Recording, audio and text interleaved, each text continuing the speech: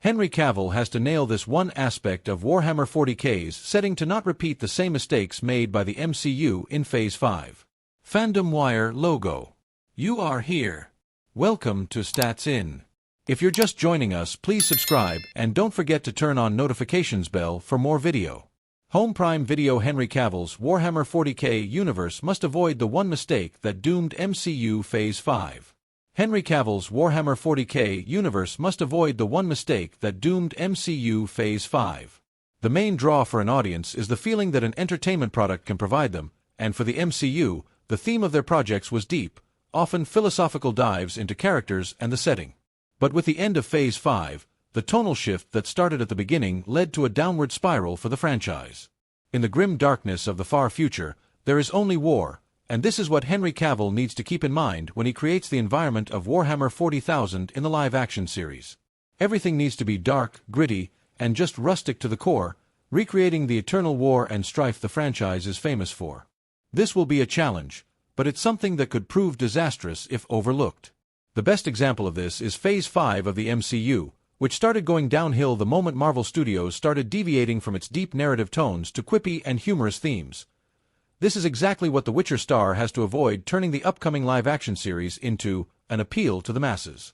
Cavill has to realize that the universe of Warhammer 40,000 is something that not everyone can like. After all, this franchise created an entire genre of media called grimdark. The shift towards less risky, often unnecessarily humorous tones, and even flat storytelling visual spectacles is what defined this outgoing phase of the MCU. This was a stark contrast to why fans tuned in to watch these films in the first place in earlier phases, where a sense of true heroism was provided.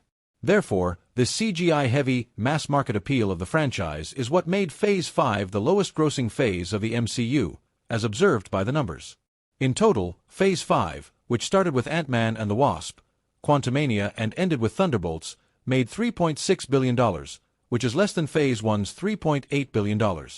As stated earlier, this franchise is not for the faint of heart, as the subjects and visuals Warhammer tackles are enough to make people hold their heads in disbelief. This universe is filled with themes of absolute and unending war, fought on the battlefield with godlike war machines and an undying loyalty to the Emperor of mankind.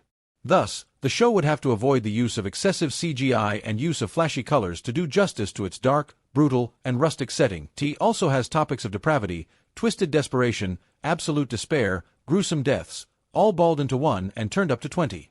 The environment itself gives you a sense of overwhelming dread, like you have never even imagined before.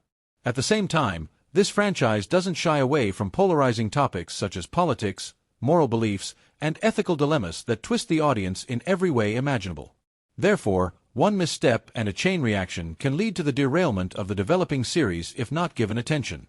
Do you agree with us? Leave a comment down below if you do. Henry Cavill rejecting the role of Gregor Eisenhorn will be a massive disappointment for Warhammer 40,000 fans.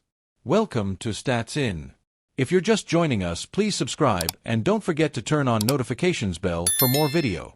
Actor Henry Cavill was first reported to be working on a Warhammer 40,000 adaptation in 2022, following his exit from the DCU as Superman, via The Hollywood Reporter.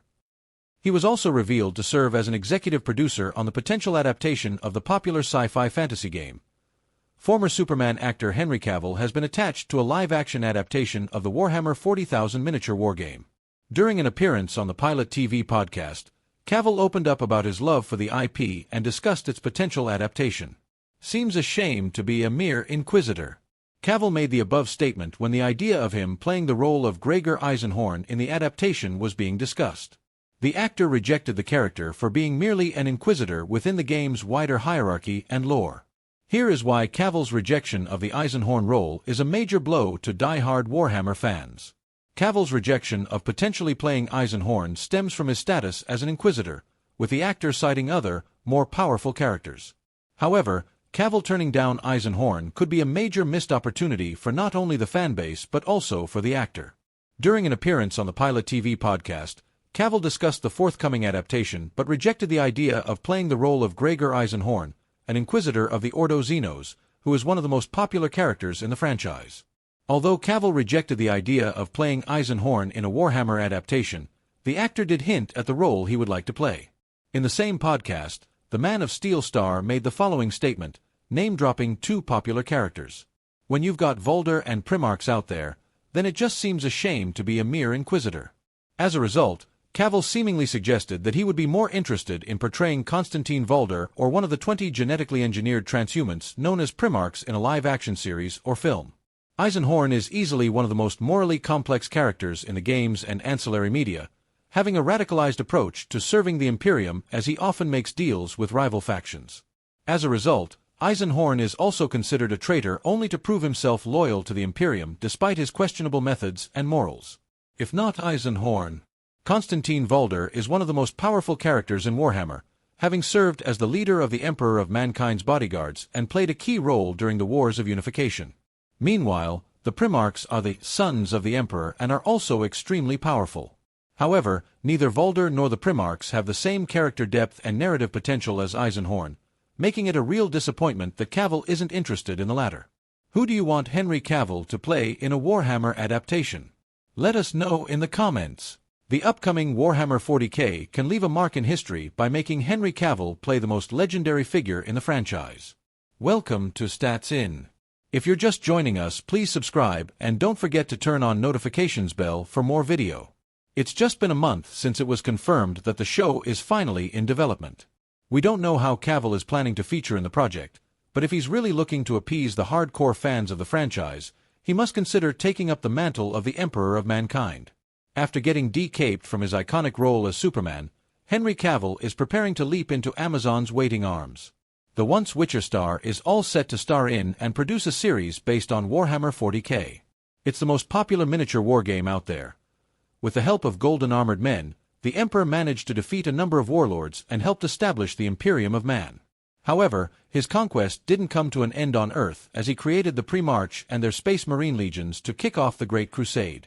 When fans first heard that Henry Cavill is a big-time Warhammer 40K nerd and he's planning to make a series around it, the community instantly started thinking of characters that would suit him the best, and the most popular opinion was the Emperor. Let's be real here. The Emperor of the Mankind is the most iconic figure we've been introduced to in the Warhammer universe. We don't know much about his origins, but the way he has influenced this series is remarkable. With his intelligence and powers, he managed to do the unbelievable by uniting the wrecked Earth during the Age of Strife. Considering the type of character the Emperor is, an ordinary actor can never do him justice on big screens. Cavill is the right choice to play as the Emperor because, with his role as Superman in DC, he proved his abilities to portray a godlike creature who is still deeply human and is unmatched. Cavill is truly the perfect pick for portraying the leader of mankind. Let's hope Amazon and Games Workshop don't ruin his potential as a character in the series that no one cares about.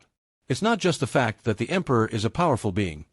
He has a vision for the future of humanity that aims to get rid of chaos and superstition. He's the sole reason why humanity is moving towards enlightenment and surviving in a universe where there's a threat at every corner. It's been 4 months since the release of the Saber Interactive title, and it has already managed to surpass 6 million players. Space Marine 2's last milestone was over 5 million back in November. It's not just that the Warhammer 40K series is making